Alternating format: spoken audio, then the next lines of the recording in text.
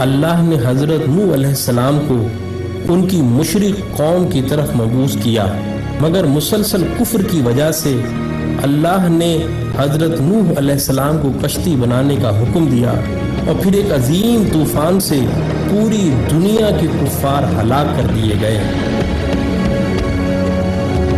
اور یہ کشتی کوہ جودی پر آ کر ٹک گئی تھی۔ یہ کشتی آج کہاں ہے اور اس کی اصل حقیقت کیا ہے؟ آئیں آج ہم آپ کو دکھاتے ہیں۔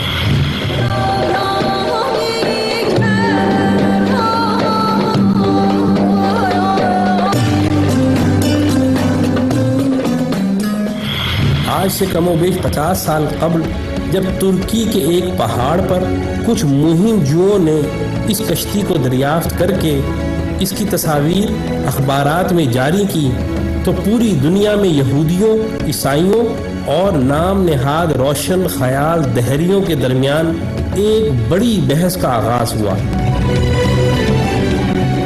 کشتی کا انکار کرنے والوں نے بعض بہت ہی اہم اعتراضات اٹھائے، جس کا تسلی بخش جواب دینے میں یہودی اور عیسائی ناکام رہے، لیکن قرآن میں ان اعتراضات کا تسلی بخش جواب موجود ہے۔ انکار کرنے والے دہریوں نے پہلا اعتراض یہ اٹھایا کہ بغیر کسی ٹیکنالوجی کے 6000 سال قبل ایسی عظیم الشان کشتی بنانا ناممکن ہے جو مہینوں تباہ ہوئے بغیر سمندر میں اتنا وزن لے کر سفر کر سکے۔ قرآن کی سورہ قمر میں اس کا جواب اس طرح دیا گیا ہے کہ اور ہم نے نوح کو ایک ایسی کشتی میں سوار کیا تھا جو تختوں اور کیلوں سے تیار کی گئی تھی۔ حالیہ تحقیقات کے بعد اس کشتی سے دھاتی کیلوں اور تختوں کے آثار ملے۔ پھر ان انکار کرنے والوں نے دوسرا اعتراض یہ کیا کہ یہ کیسے ممکن ہے کہ 6000 سال قبل اتنی بڑی کشتی بنائی جائے جس میں دنیا جہان کے جانوروں کے جوڑے سوار ہوں۔ لیکن قرآن نے سورہ ہود میں یوں بیان کیا، اور جب ہمارا حکم آ پہنچا تو تنور ابل پڑا، تو ہم نے کہا کہ ہر قسم کے جانوروں کا ایک ایک جوڑا کشتی میں سوار کر لو۔ اب حالیہ تحقیقات سے قرآن کے اس انکشاف کی بھی تصدیق ہو گئی ہے کہ کشتی نوح کوئی معمولی کشتی نہ تھی، وہ 3 منزلہ تھی جن میں جانور ترتیب وار سوار تھے، اور اتنی بڑی تھی کہ اس میں 522 ریل کے ڈبے سوار کیے جا سکتے ہیں۔ اس میں کم و بیش 25,000 جانوروں کی جگہ موجود ہے۔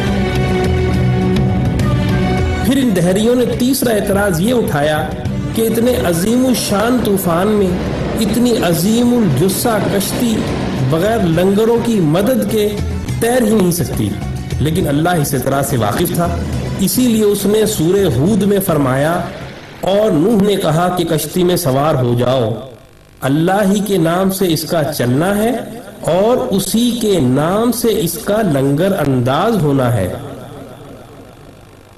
اور حیرت انگیز طور پر جس پہاڑ پر کشتی ٹھہری ہوئی ہے، اسی پہاڑ کے نیچے وادی میں بڑی بڑی چٹانوں پر مشتمل لنگر دریافت ہوئے ہیں۔ یہ کشتی نوح کے لنگر ہیں۔ اور سب سے بڑا اور اہم اعتراض یہ اٹھایا جاتا ہے کہ کسی لکڑی کی کشتی کا 6000 سال تک کسی پہاڑ کی چوٹی پر باقی رہنا ناممکن ہے۔ اس اعتراض کا جواب بھی سورہ قمر میں یہ کہہ کر دیا ہے کہ اور ہم نے اس کشتی کو آنے والوں کے لیے اپنی نشانی بنا کر چھوڑا ہے۔ اور حالیہ تحقیقات سے یہ حیرت انگیز بات سامنے آئی ہے کہ اس پورے پہاڑی سلسلے میں برف اسی چوٹی پر ہے جہاں یہ اسی برف کی وجہ سے محفوظ رہی۔ قرآن کا انکار کرنے والوں، اب بتاؤ ان عظیم آیات کے بعد اب کون سا اعتراض رہ گیا ہے جس کی بنا پر آپ قرآن کو اللہ کا کلام ماننے کے انکاری ہو؟ ہم آپ کو دعوت دیتے ہیں کہ تعصب کی اینک کو اتار کر اسلام میں داخل ہو جاؤ۔